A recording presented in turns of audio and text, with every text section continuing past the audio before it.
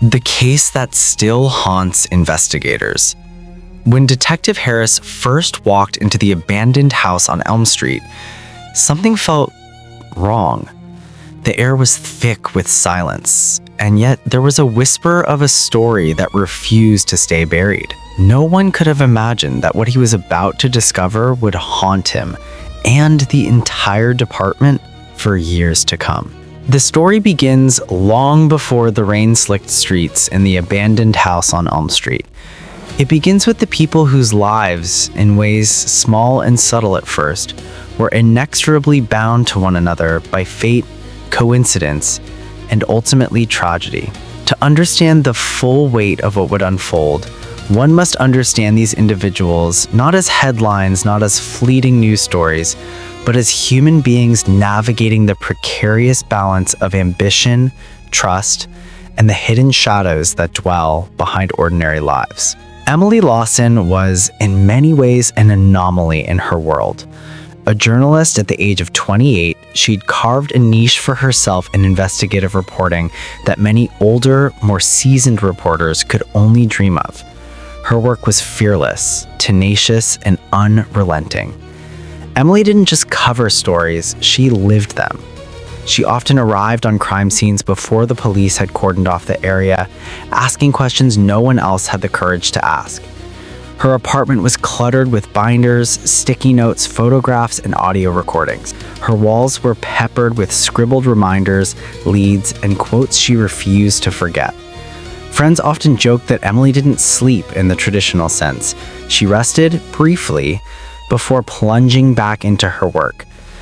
But beneath this relentless drive, there was something more profound, a moral compass that refused compromise. For Emily, truth wasn't just a professional pursuit, it was a personal mission. She had a way of making people uncomfortable, not by shouting or confronting, but by observing, listening, and then asking the questions everyone else avoided. She had a reputation for uncovering the unspoken, exposing secrets that many had hoped would remain hidden forever. Emily's work had earned her respect, but it had also earned her enemies. Some were obvious: corporate executives whose shady dealings she had exposed, politicians whose private indiscretions she had documented, and individuals whose lies she had unraveled with meticulous care. But others were subtler, more insidious. The kind of enemies who could hide behind a smile at a dinner party or in a briefcase full of contracts, moving pieces on a board that only Emily seemed to notice. And yet, she never wavered. Her colleagues often worried about her, whispering warnings in hallways, leaving messages, "Be careful, Emily. Watch your back." She would nod, half smiling, and continue her work, believing that the pursuit of truth was worth the personal risk. Then there was Daniel Marks. Daniel was, to an outsider, the embodiment of success. In his early 40s, he had built a business empire from the ground up, transforming a small regional firm into a multi-million-dollar corporation with connections across the city and, eventually, the country. He had charisma in abundance, a carefully cultivated charm that made people want to trust him, like him, even admire him. On the surface, Daniel appeared to be a man who had earned every accolade through hard work, vision, and determination. But appearances, as Emily had learned early in her career, are often deceptive. Beneath the tailored suits, the gleaming smiles, and the perfectly timed handshakes, there was a man who had cultivated secrets as meticulously as he had built his empire. Daniel's interactions with Emily had begun innocuously enough: a casual interview about his philanthropic work, a polite exchange over coffee at a downtown cafe. But Emily's instincts soon noticed the cracks beneath the surface, small discrepancies in his statements, vague allusions to meetings that didn't quite align with the public record, subtle evasions that, to the untrained eye, would appear trivial. Yet to Emily, they formed a pattern, a lattice of half-truths and hidden motives that begged to be explored. And in the weeks leading up to the night that would change everything, their interactions became more frequent, more intense, and in ways Emily didn't yet understand, more dangerous. Detective Harris was the third axis in this story, a man who had spent 35 years in law enforcement. He had seen nearly every iteration of human deception imaginable. He had walked through crime scenes in freezing rain, interrogated suspects who lied with chilling conviction, and delivered his share of evidence in courtrooms that hung heavy with tension. Harris was nearing retirement, but his resolve had not weakened. In fact, there was a restlessness in him, a sense that his final years on the force were meant for one last case, one that would challenge everything he thought he knew about justice, morality, and human nature. He was a man defined not just by his experience, but by a deep, sometimes obsessive need to see the truth revealed. He had a reputation among his peers as relentless, fair, and unwavering. But those closest to him knew there was a personal side as well. A man haunted by cases that had gone cold, victims who had been denied justice, and the gnawing feeling that time was always one step ahead. By the evening of the disappearance, the convergence of these three lives, Emily's fearless pursuit, Daniel's hidden machinations, and Harris's tireless scrutiny, set the stage for a tragedy that would reverberate far beyond the city limits. The storm had begun days earlier, not just in weather but in circumstance. Emily had received a tip from an anonymous source. Information so explosive that it could dismantle reputations, alter corporate landscapes, and potentially put her life in jeopardy. She had spent hours verifying details, cross-referencing documents, and consulting legal experts. She knew the risk, but as always, she believed the truth deserved exposure. Daniel, meanwhile, had sensed an unseen threat approaching. Subtle signs, small anomalies in his office logs and communications had suggested that someone was watching, listening, and possibly unraveling the carefully constructed facade of his life. He had underestimated Emily once before and paid a professional price, one he was determined not to repeat. But what he didn't anticipate was how audacious she had become, how fearless, how willing to follow a trail that led directly to him. Harris, unaware of the specific details, had already been noticing irregularities. A missing persons report had come across his desk, a journalist last seen leaving her office on Elm Street. It seemed straightforward at first, a disappearance that could have countless explanations, but Harris's instincts told him otherwise. There was a tension in the air, an unease in the rhythm of the city that suggested something darker, more deliberate. And Harris, who had learned to trust his instincts above all else, felt a sense of urgency he hadn't experienced in decades. The city itself played a role, almost like a silent character in the unfolding drama. Streets glistened with rain, neon signs reflected on wet asphalt, and shadows lurked in alleys where only the brave or the foolish ventured. Apartment complexes hummed with the indifferent rhythm of life continuing, unaware of the storm brewing inside one particular building. Office towers towered above, their windows shining like watchful eyes, hinting at secrets held tight within their walls. This was a city of ambition, of opportunity, but also of concealed motives, of whispered deals and unspoken fears. Every corner seemed to hold a clue, every passerby a potential witness, every closed door a story untold. Emily's apartment, a modest yet orderly space in a quiet neighborhood, was both a sanctuary and a battlefield. Her workspace, a small desk littered with papers and digital devices, revealed the scope of her investigation. Photographs of people, documents flagged with red ink, and encrypted digital notes created a web of intrigue that only Emily could navigate.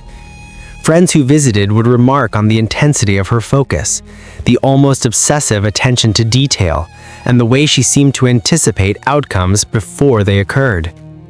It was this focus, combined with her courage, that would ultimately place her in the eye of the storm. Daniel's mansion, in stark contrast, projected calm and control. Immaculate lawns, security systems, and high walls gave the impression of safety and order. But inside, the environment was a maze of calculated decisions, where even minor disruptions could threaten a delicate equilibrium. Meetings were conducted with precision, Conversations were carefully orchestrated, and every move was measured to maintain dominance in a world where exposure could be catastrophic. Daniel believed he had mastered the art of concealment, but Emily's pursuit challenged that notion, revealing that no secret, no matter how well guarded, could remain hidden forever. Detective Harris, a man who had walked countless corridors of power and despair, now faced the convergence of these lives with a mixture of anticipation and apprehension. He knew the stakes, knew the human cost of failure, and understood that the threads he would pull in the coming days could unravel lives and reputations alike. Harris was no stranger to risk, but the case involving Emily and Daniel had a weight that pressed against his conscience in a way he had not experienced in years. It was personal, even if he had not yet admitted it to himself. The convergence was inevitable. Emily's drive for truth, Daniel's efforts to conceal it, and Harris's unwavering pursuit of justice created a tension that could not be ignored. Each decision, each interaction, each seemingly trivial moment added layers to the narrative that would culminate in one of the most perplexing and haunting cases in the city's history. The lives of three individuals, each brilliant and flawed in their own right, were entwined by forces that neither could fully anticipate. And as the storm gathered outside, the rain falling in heavy sheets, the wind rattling windows, the stage was set for a collision that would test courage, morality, and the very nature of justice. In the end, the story of Emily Lawson, Daniel Marks, and Detective Harris is a reminder of the fragile threads that bind our lives together. It is a tale of ambition and fear, of courage and concealment, of light pushing against darkness. The background of this haunting case is not just names, dates, and places. It is the human story behind the headlines, the tension behind the calm, and the unseen connections that make tragedy possible and truth necessary.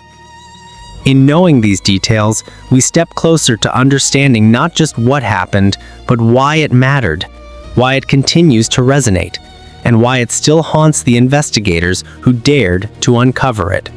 It began on a Thursday night that felt colder than it should have been for early autumn. The city was drenched in rain, and a low mist hung in the air, curling to alleys and under flickering streetlights. The roads were slick and nearly empty, save for the occasional taxi gliding through puddles or the rhythmic sweep of headlights across shuttered storefronts. Somewhere in that darkness, Emily Lawson disappeared. Earlier that evening, she had called her editor, a short, tense conversation that would later be replayed dozens of times by investigators searching for clues in her voice. She sounded tired but excited, her tone vibrating with that familiar spark that meant she had found something big. "I have it," she said quietly. "I finally have it, but I can't talk over the phone. I'll explain everything tomorrow." Tomorrow never came. Neighbors recalled hearing the faint echo of footsteps in the hallway around 10:45 p.m. Emily lived alone in a modest apartment on the third floor of a brick building overlooking Elm Street. She was seen entering her unit, umbrella in one hand, messenger bag slung over her shoulder. The last recorded activity from her phone showed a text sent to an unknown number at 10:52 p.m. Just a single word: confirmed. What exactly she had confirmed that night remains a mystery that still haunts investigators to this day. By morning, her absence raised alarm bells. Emily was punctual to a fault, especially when chasing a story. When she failed to appear for an important editorial meeting, her editor tried calling her phone repeatedly. No answer. Messages went unread. At first, it was brushed off. Perhaps she'd overslept. Perhaps she was out chasing a lead. But by noon, unease turned to dread. Detective Harris received the missing person report at 1:47 p.m. He had handled hundreds of such cases before, but something about this one unsettled him from the start. Maybe it was because it involved a journalist, a truth seeker who had made her share of enemies. Maybe it was the timing, the sense that Emily had been on the brink of revealing something dangerous. Or maybe it was something else entirely, an intuition honed by years of seeing how evil often hides in plain sight. When Harris and his partner arrived at Emily's apartment, the door was locked from the outside. There were no signs of forced entry, no broken windows. Everything seemed normal at first glance, but as they stepped inside, the quiet of the room felt unnatural, too still, too deliberate. The scent of coffee lingered faintly in the air, a half-finished cup sitting cold on her desk. The lamp was on, casting a soft glow over a chaotic spread of papers, notes, and photographs. Her laptop was missing, as was her phone. Her recorder, the one she carried everywhere, was gone too. But the most disturbing detail wasn't what was missing. It was what had been left behind. On the corkboard above her desk, all of her investigative notes had been torn down. Dozens of pushpins remained, their colored heads glinting under the light, but the papers themselves were gone. Only one piece remained, half a page, torn roughly across the middle. It read, "If something happens to me," and then nothing more. Detective Harris studied the words for a long time. He could feel the weight of them, the quiet warning of someone who knew danger was close but didn't have time to finish the thought. The apartment complex's security footage was frustratingly incomplete. The camera at the entrance had been disabled at 10:40 p.m., just minutes before Emily was last seen. The building's other cameras offered little help, capturing only fragments of movement, a dark figure near the stairwell, a reflection in a window, the brief gleam of headlights from the street below. Witnesses were few. One neighbor, a retired teacher named Mrs. Cartwright, recalled hearing what sounded like muffled voices around 11 p.m., a man's voice, deep and agitated, and then the sharp sound of something falling. She hadn't thought much of it at the time. She later told detectives, "People argue. You hear things in this building. You learn not to get involved." The police canvassed the area, knocking on doors, questioning everyone. A delivery driver claimed he saw a black sedan idling across the street around the same time, engine running, lights off. But the plates were obscured by mud, and in the downpour, he couldn't make out the driver's face. Days turned into weeks, and leads began to dry up. The media picked up the story quickly. A missing journalist, last known to be working on an explosive investigation, vanishing without a trace. Speculation ran wild. Some believed she had uncovered government corruption and was silenced. Others whispered about organized crime, cover-ups, even staged disappearances. But behind the noise and the headlines, Harris continued his quiet, methodical search. And then came the discovery that changed everything. It was 2 weeks later when a park ranger stumbled upon Emily's car in a secluded lot near the edge of a nature preserve, nearly 20 miles outside the city. The vehicle was locked, the windows fogged from the humidity. Inside, her purse sat on the passenger seat, untouched.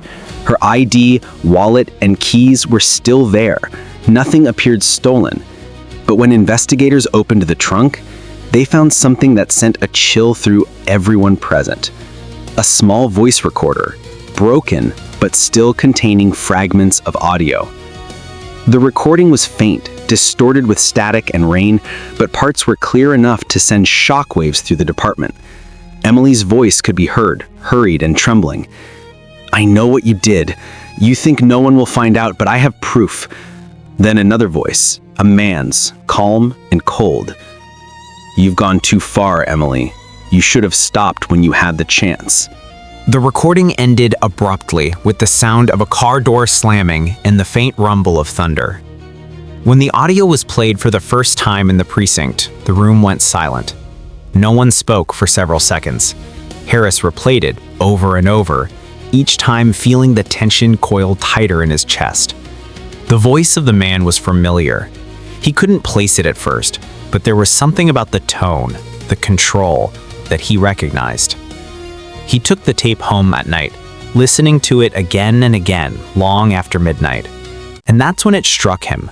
The cadence, the phrasing, the calculated calm. It was Daniel Marks. Daniel had already been on Harris's radar. The journalist's editor had mentioned his name more than once, saying that Emily had been investigating him for possible financial misconduct. When detectives first reached out, Daniel was cooperative, even gracious. He claimed to be deeply concerned for Emily's safety, describing her as an admirable, if sometimes reckless, professional. He offered to help in any way he could. But now that veneer of cooperation began to crack. Harris and his team obtained a warrant and began digging into Daniel's activities in the weeks before Emily's disappearance. What they found painted a picture far different from the one Daniel had so carefully presented. Large sums of money had been moved through shell companies with no clear purpose. Private meetings were arranged with individuals who had connections to both politics and organized crime.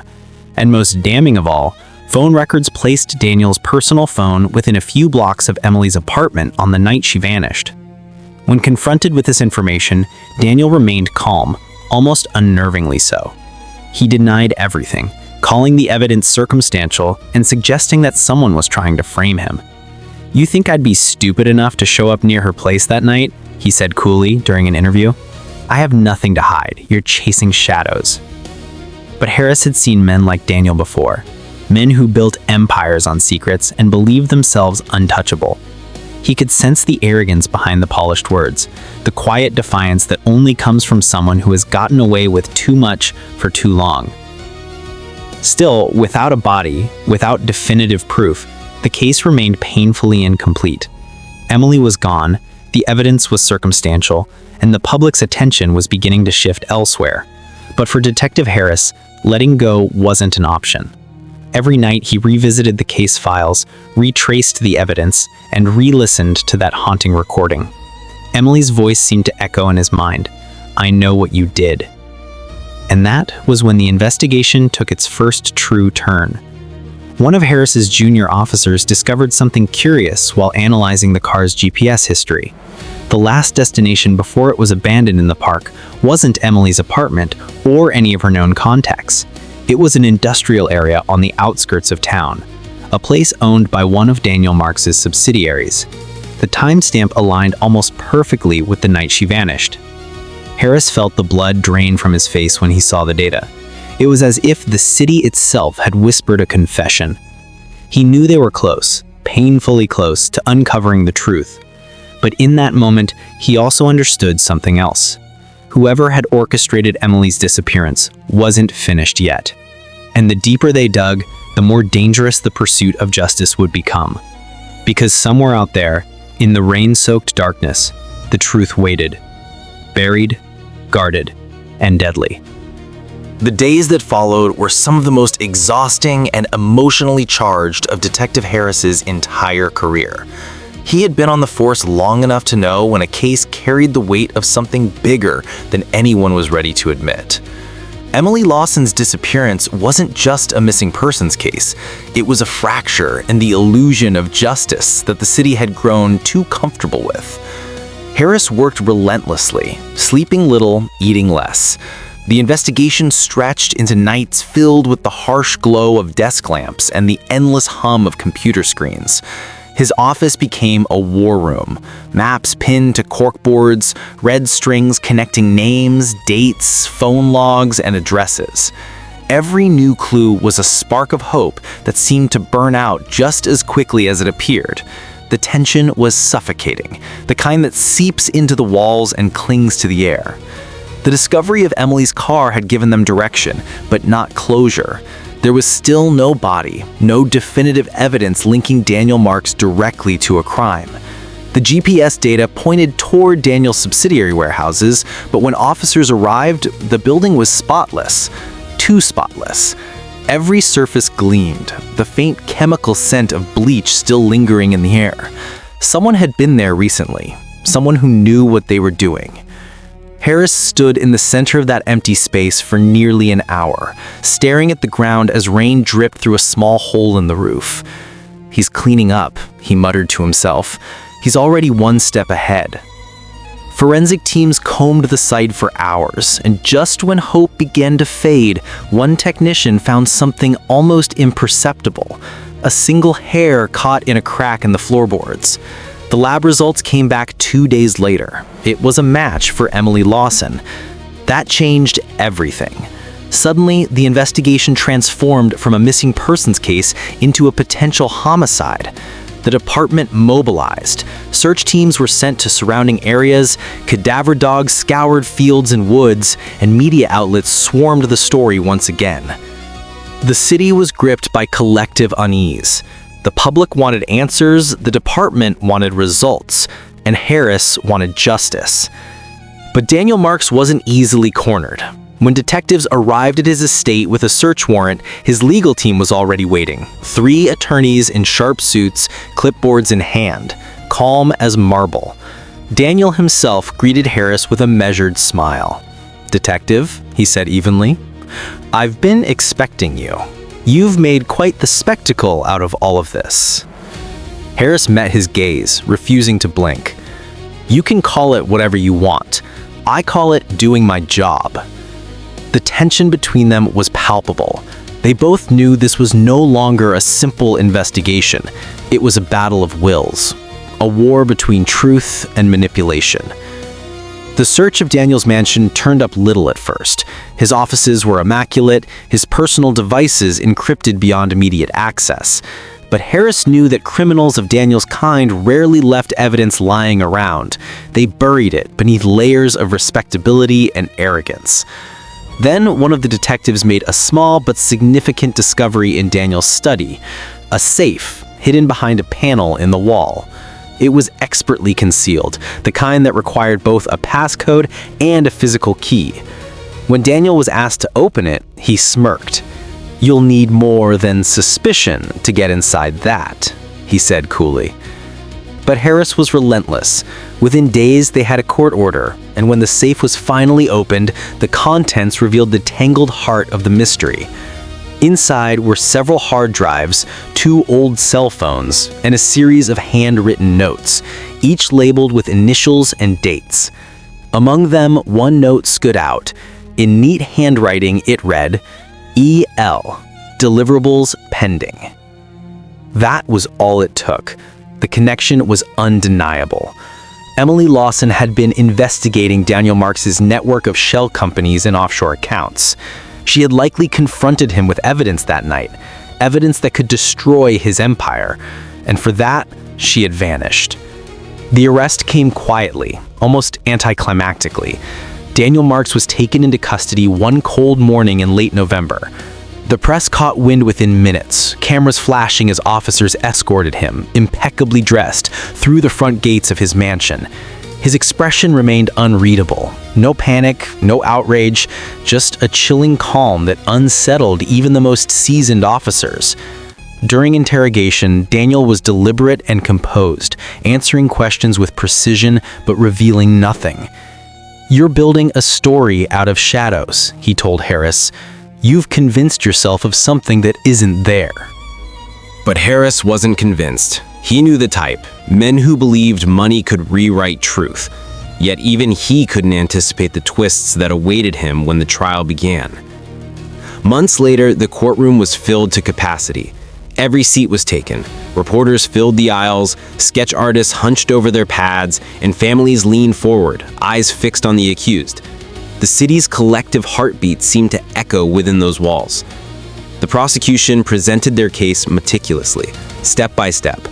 They painted a portrait of Daniel Marks as a man driven by greed and pride, someone who viewed threats to his empire not as people, but as problems to be eliminated. They played the recording found in Emily's car. Her voice filled the courtroom, fragile yet defiant, followed by the man's voice, the voice the prosecution claimed belonged to Daniel. The tension was unbearable. Some jurors looked away, others sat frozen, their expressions caught between horror and disbelief. The defense, however, fought back with equal ferocity. They argued that the recording was inconclusive, that the voice could not be definitively linked to Daniel. They attacked Emily's credibility, implying that she may have fabricated parts of her investigation. They even suggested that Emily, under immense pressure, had fled voluntarily to escape the consequences of her actions. Harris sat through it all, his fists tightening with every word. He had seen manipulation before, but this was cruelty disguised as logic.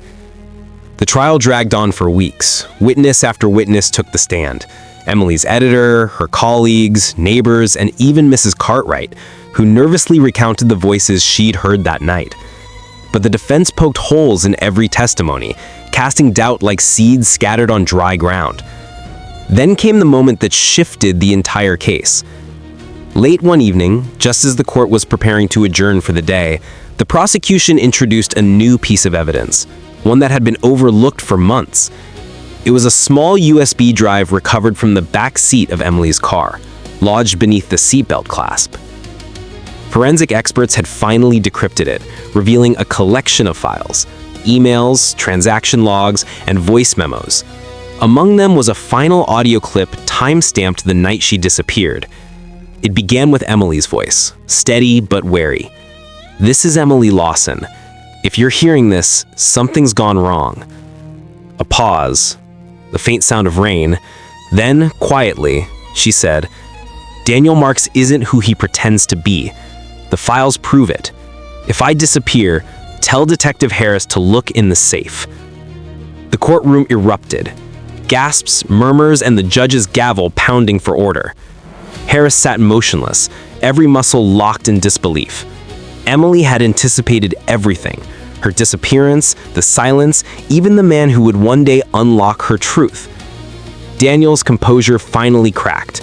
For the first time since his arrest, his mask slipped, his jaw tightening, eyes darting to his lawyers. The jury saw it. Everyone did. The prosecution seized the moment. They replayed the clip twice, each time driving the nail deeper into the defense's crumbling narrative. When the prosecutor asked Daniel to explain the recording, he refused to answer, invoking his right to remain silent. It was a silence that spoke louder than any words ever could. As the trial reached its climax, Harris could feel the emotional toll weighing heavily on him. Years of experience had hardened him to tragedy, but this case, Emily's case, was different. It wasn't just about evidence or verdicts. It was about justice for someone who had risked everything to expose the truth. The closing statements were powerful. The prosecutor's voice trembled with emotion as she addressed the jury. Emily Lawson believed in truth. She believed that corruption, no matter how deeply buried, could not hide forever. Tonight, you have the power to prove her right. When the jury retired to deliberate, the air in the courtroom hung thick with anticipation. Minutes felt like hours, hours felt like days. Harris sat near the back, his mind racing through every moment. The phone call, the car, the warehouse, the safe, the voices. All of it had led to this. Finally, after what felt like an eternity, the jury returned. The foreman stood, holding a folded piece of paper. His hands shook slightly as he read aloud, "We, the jury, find the defendant, Daniel Marks, guilty." The room erupted into noise. Some cheering, some crying, some simply exhaling the breath they didn't realize they'd been holding. Harris closed his eyes for a long moment, letting the sound wash over him. Justice, at last. But even as Daniel was led away in handcuffs, there was no real sense of victory. Emily was still gone. Her truth had prevailed, but her life had been stolen. And for Harris, that reality would never fade. Later that night, as rain began to fall once more over the city, Harris stood outside the courthouse staring at the wet pavement glistening beneath the streetlights. He thought about Emily's words, her warning, her courage, and he whispered quietly to the night, "You did it, kid. You got him." And though the case had closed, it would never truly end. For in the quiet hours when the city slept and the rain tapped gently against his window, Harris still heard her voice, steady, brave, and unyielding, echoing in his mind. "If you're hearing this, something's gone wrong." The turning point came almost 2 years after the initial trial, long after the media had lost interest and the case had been archived as a cold one. Detective Harris, now retired, still couldn't let it go. The haunting image of Emily Lawson's determined eyes from her last known photograph followed him everywhere. Her unfinished work had become his unfinished business. One autumn evening, as Harris sat surrounded by old case files in his dimly lit garage, his phone buzzed. It was a number he didn't recognize. When he answered, a trembling voice whispered, "I know what happened to Emily Lawson." Before he could reply, the caller hung up, but the number was local. That one call reignited a fire in Harris's soul. The next morning, he began tracing the call and discovered it came from an elderly woman named Mrs. Green, someone who had lived 2 doors down from Emily at the time of her disappearance. She had moved away after the incident, claiming she couldn't bear the constant reminder of what had happened. Harris found her at a small nursing home on the outskirts of town. When he met her, her hands shook and her voice quivered, but what she told him would change everything. Mrs. Green revealed that on the night Emily vanished, she had heard sounds, faint but unmistakable, from inside Emily's apartment. A muffled cry, a thud. Then moments later, silence. Fearing it was a domestic dispute, she hadn't called the police. But what terrified her most wasn't the noise itself, it was what she saw afterwards. She claimed that around 2 a.m., a man had exited the building carrying what appeared to be a large covered object, something heavy. He loaded it into a van and drove off into the darkness. When detectives first questioned her years earlier, she denied seeing anything. She confessed, tears filling her eyes, "I was scared. I thought he'd come for me next."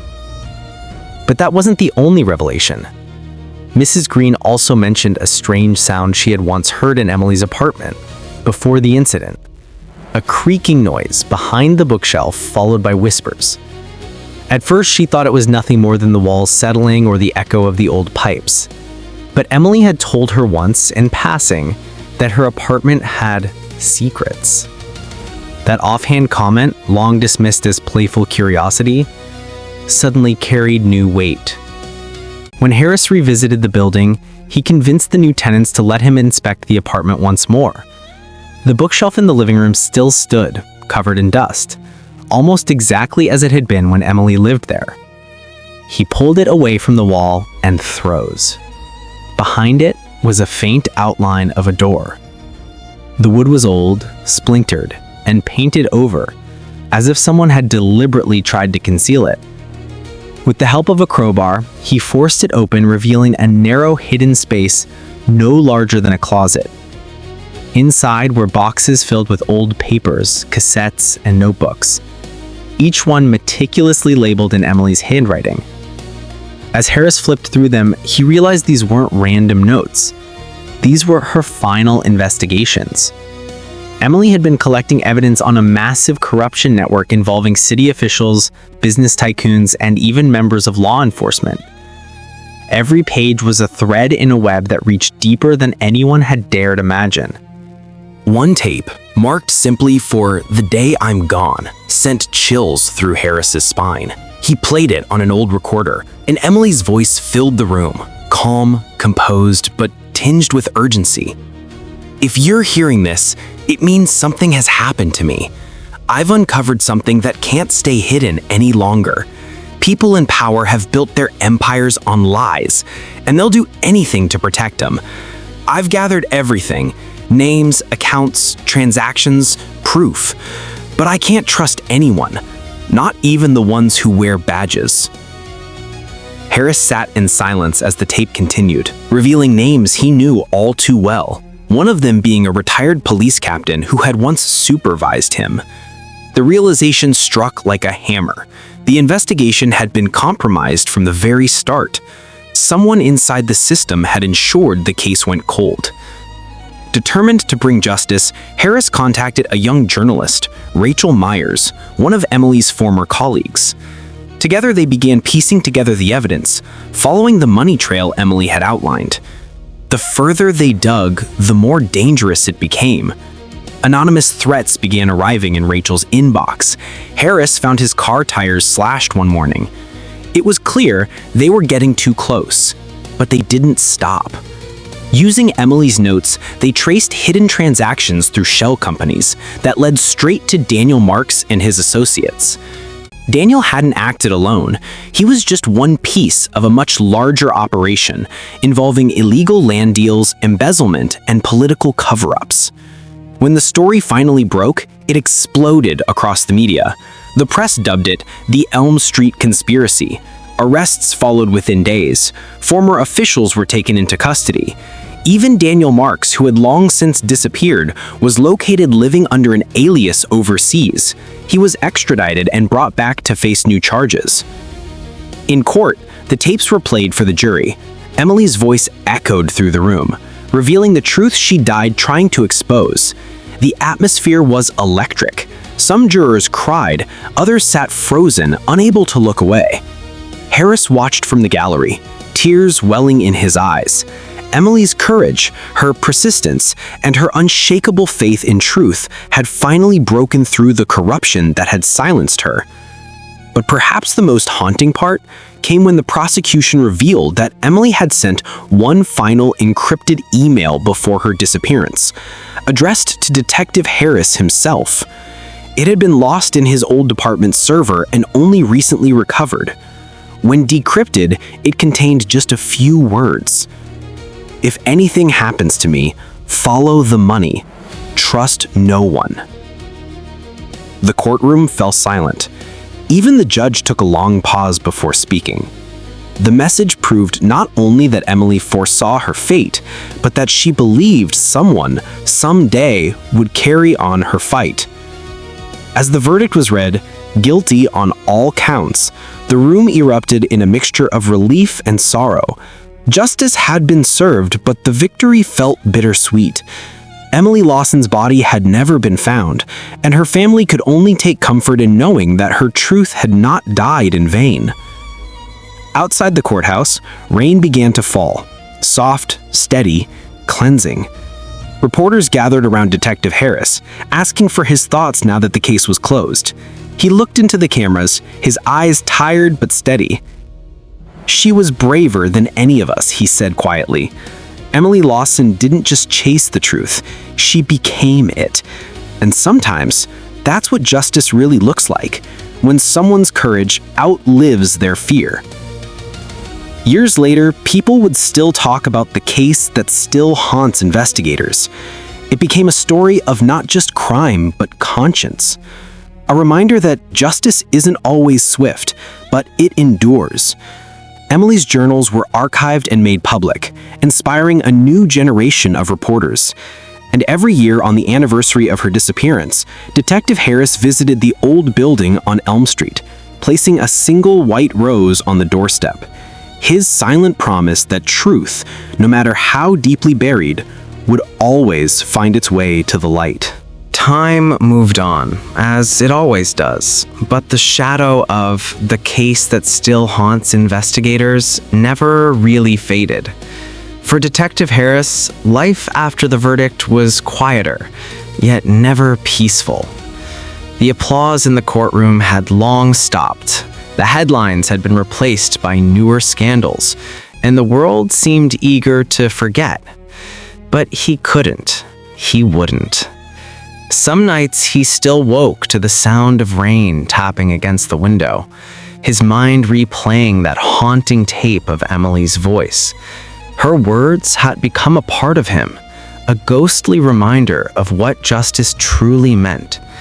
He often wondered if she knew, in those final moments, that her courage would outlive her body, that the truth she fought for would one day be spoken aloud in the very halls that once ignored it. After the trial, Harris declined interviews and book deals. The world wanted to turn Emily's story into entertainment, another crime drama for late-night viewers. But he couldn't stomach that. For him, it wasn't a story, it was a scar. He retired fully, moved to a small cabin by the coast, and spent most of his days alone with his dog, the waves, and the memories he wished he could silence. Yet, on certain mornings when the mist rolled in and the world felt still, he would pull out the box labeled Lawson Evidence, Do Not Destroy. Inside were copies of her notebooks, photographs from the case, and one last cassette, his own recording. On it, his voice spoke softly. "Emily, you were right. The truth always finds a way out. It may crawl, it may bleed, but it never dies. You taught me that." He kept that tape hidden, never meant for public ears, But years later, when he passed away, it was found among his belongings. A journalist from the same paper Emily once worked for discovered it and wrote an article titled, "The Detective and the Journalist Who Fought the Darkness Together." The story went viral, reigniting public fascination and reminding the world that some acts of bravery echo across generations. The impact of Emily Lawson's legacy rippled far beyond that courtroom. Her notes became required reading in journalism programs. Her courage became a symbol for whistleblowers, investigators, and truth seekers across the country. Even the police department she once exposed reformed its policies, adding new layers of accountability inspired by her case. But beyond all the reforms and recognition, there was something deeper, something human. People began to look at corruption differently.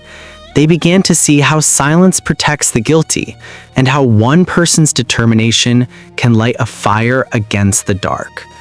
And still, in quiet corners of the city, old detectives spoke about her like she was still out there, somewhere, watching, making sure the truth never got buried again.